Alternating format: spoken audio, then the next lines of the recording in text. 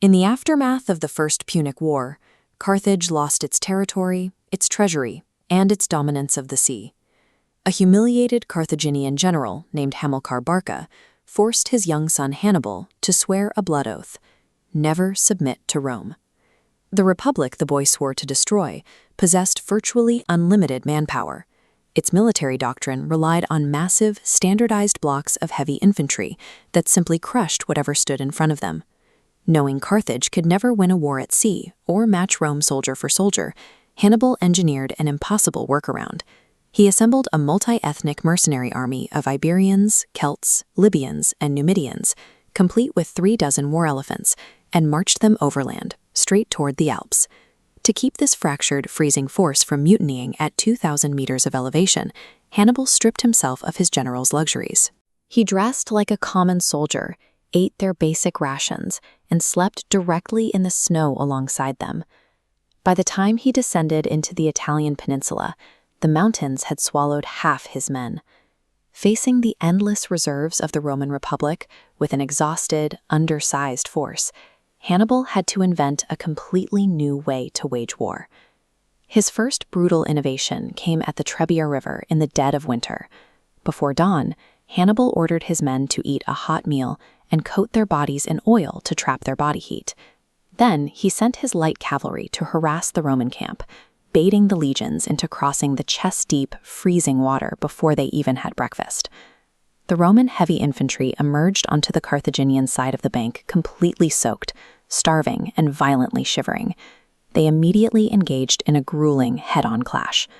With the legions locked in combat and struggling off hypothermia, Hannibal sprang the final layer of the trap. 2,000 men, commanded by his brother Mago, erupted from a hidden ravine behind the Roman lines and slammed into their rear. 15,000 Romans were slaughtered. Hannibal defeated the legions by treating the winter temperature and the icy river as active components of his battle plan, breaking the enemy's physical condition before a single sword was swung. To bypass the next heavily fortified Roman position, Hannibal marched his army directly through the Arno swamps. For 4 days, the men waded through chest-high mud and disease-ridden water, with nowhere dry to sleep.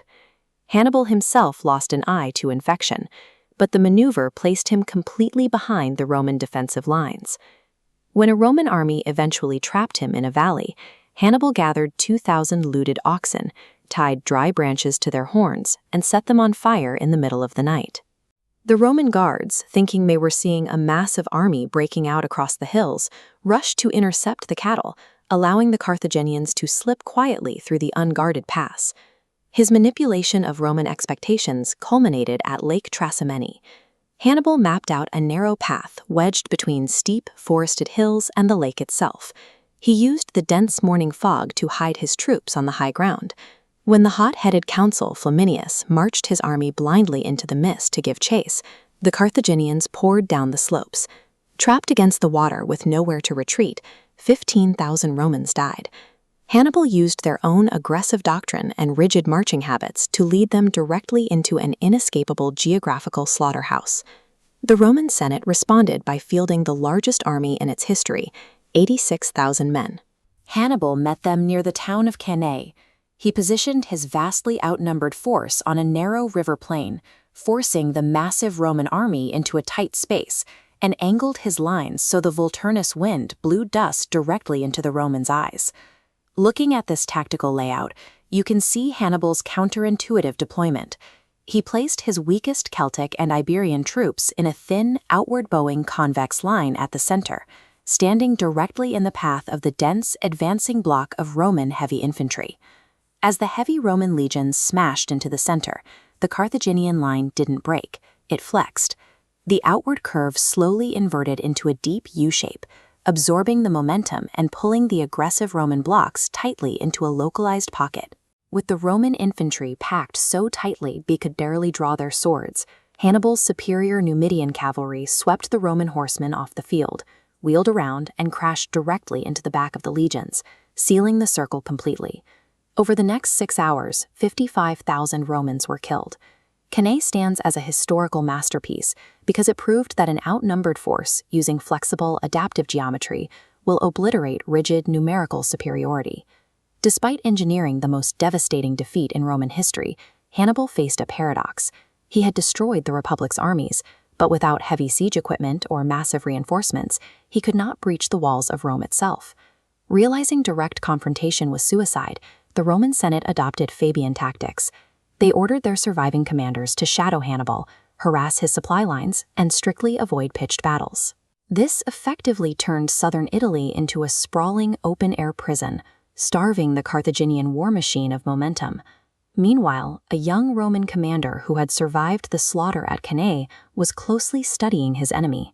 Scipio Africanus realized Rome needed to match Carthaginian flexibility. He completely overhauled Roman cavalry tactics, led an expeditionary force to conquer Hannibal's supply bases in Iberia, and eventually invaded Africa. To survive total destruction, the Republic had to swallow its pride, abandon the rigid doctrine that defined its identity, and mimic the intellectual fluidity of its greatest enemy. With Scipio ravaging Carthaginian territory, the Senate recalled Hannibal to Africa to defend his homeland. The two titans met on the plains of Zama to finish a war that had raged for over a decade. When Hannibal sent his war elephants charging forward to shatter the Roman lines, Scipio simply ordered his infantry to open wide lanes in their formation. The massive beasts ran straight through empty space without hitting a single soldier. Then the ultimate irony unfolded.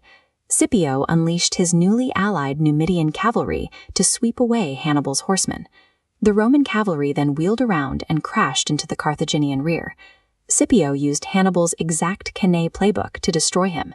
Defeated and disgraced, Hannibal spent his final years in exile, bouncing between kingdoms in Anatolia. Hunted relentlessly by Roman assassins who still feared his shadow, he drank a vial of poison in 183 BC rather than surrender. He lost the Second Punic War, and his city would eventually be burned to ash. But by forcing an empire to completely re-engineer its military doctrine to survive him, Hannibal Barca proved that the most dangerous weapon on any battlefield is the adaptive mind of the commander.